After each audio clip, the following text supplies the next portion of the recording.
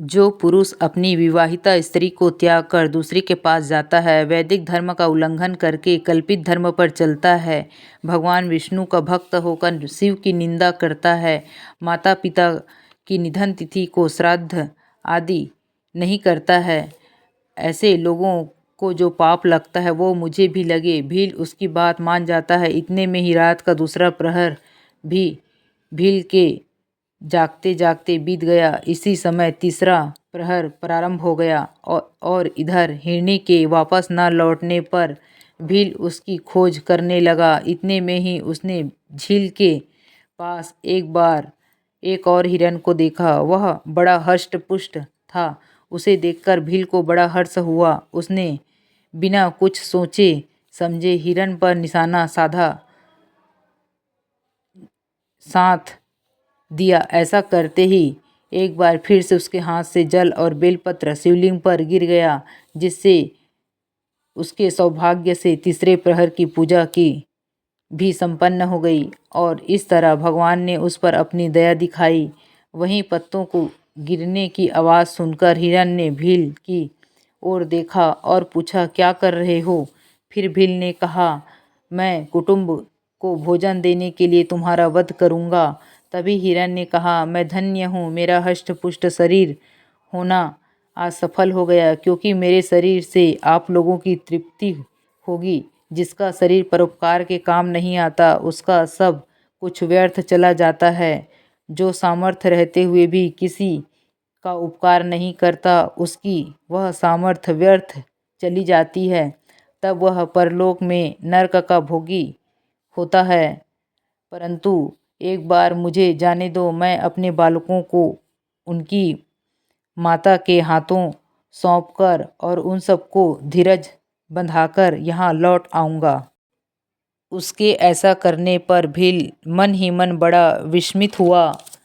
उसका हृदय कुछ शुद्ध हो गया था और उसके सारे पाप नष्ट हो चुके थे। इसलिए उसने हिरन से कहा, जो यहाँ पर आया वह सब तुम्हारी तरह बातें बनाकर चले गए, परंतु वह अभी तक नहीं आए, वापस नहीं लौटे। इस समय तुम भी संकट में हो, इसलिए झूठ बोलकर चले जाओगी।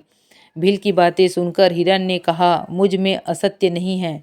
सारा चराचर ब्रह्मांड सत्य पर ही टिका हुआ है। जिसकी वाणी झूठी होती है, उसका पुण्य उसी समय नष्ट हो जाता है। शिवरात्रि के दिन भोजन करने से जो पाप लगता है, झूठी गवाही देने से धरोहर को हड़प लेने का जो पाप लगता है, वही पाप मुझे भी लगे यदि मैं लौटकर न आऊं। जिसके मुख से कभी शिव का नाम नहीं निकलता है, जो सामर्थ्य रहते हुए भी दूसरों का उपकार नहीं करता है, पर्व के दिन श्रीफल तोड़ता है तथा मांस मंदिरा का सेवन करता है, शिव की पूजा किए बिना ही, भस्म लगाए बिना ही जो भोजन कर लेता है, इन सब का पाप भी मुझे लगे अगर लौटकर न आऊं। हिरन की सारी बातें सुनने के बाद भी भील ने कहा, जाओ लेकिन जल्दी लौटकर आना। इसके बाद दोनों हिरनी और हिरन अपने आश्रम में पहुँचे। तीनों प्रतिज्ञाबद्ध हो चुके थे। उन सब ने यही निश्चय किया कि उन्हें भील के पास अवश्य जाना चाहिए। जिसके बाद वह बालकों को आश्वासन देकर वहां से जाने लगे। उसी समय हिरनी ने अपने स्वामी से कहा, स्वामी, आपके बिना यहाँ बालक कैसे रहेंगे? मैंने ही वहाँ पहले जाकर प्रतिज्ञा की है, इसलिए केवल मुझको जाना चाहिए। आप दोनों यहीं रहें। उसकी बात सुनकर छोटी हिरनी बोली, बहन, मैं तुम्हारी सेविका हूँ, इसलिए आज मैं भील के पास जाती हूँ। तभी हिरन बोला, मैं ही वहाँ जाता हूँ, तुम दोनों यहाँ रहो, क्योंकि बच्चों की रक्षा माता से ही होती है। स्वामी की बात सुनकर दोनों ही बोली, प्रभु, पति के बिना इस जीवन पर धिक्कार है। तब उस सब ने अपने बच्चों को सांत्वना देकर उन्हें पड़ोसियों के हाथों में सौंप दिया और स्वयं शीघ्र ही उस स्थान की ओर प्रस्थान किया जहाँ शिरोमणि उनकी प्रतीक्षा में बैठा था। उन्हें जाते देख उन सब के बच्चे पीछे पीछे चले आए। उन्होंने निश्चय किया कि जो भी हो, माता पिता की जो गति होगी वही हमारी भी होगी। और उन सब को एक साथ आता हुआ देखकर भील को बड़ा हर्ष हुआ। उसने धनुष पर हाथ रखा, लेकिन उस समय फिर से जल और बेलपत्र शिवलिंग के ऊपर गिर गया। इससे शिव जी के चौथे प्रहर की पूजा संपन्न हो गई। अब उस समय उसका सारा पाप तत्काल भस्म हो गया। इतने में ही दोनों हिरण और हिरनी ने बोला, शिरोमणि, शीघ्र कृपा करके हमारे शरीर को सामर्थ्य करो।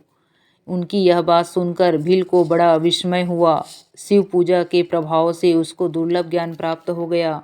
उसने सोचा, यह हिरण ज्ञानहीन पशु होने पर भी धन्य हैं, जो ज्ञानहीन होकर भी अपने शरीर से परोपकार करना चाहते हैं। लेकिन धिक्कार है मेरे जीवन को कि मैं उनके परिवार के कुकृत्य से अपने परिवार का पालन करता रहा। अब उसने अपने बाण रोक लिए और हिरण से कहा कि वे सब धन्य हैं और उन्हें वापस जाने के लिए कहा। उसके ऐसा करने पर भगवान शंकर ने प्रसन्न होकर उसे अपने दिव्य स्वरूप के दर्शन करवाए और उसे सुख समृद्धि का वरदान देकर गुह नाम प्रदान किया। मित्रों, यह वही गुह था जिसके साथ भगवान श्री राम ने मित्रता की थी। महाशिवरात्रि की कथा समाप्त होती है। हर हर महादेव।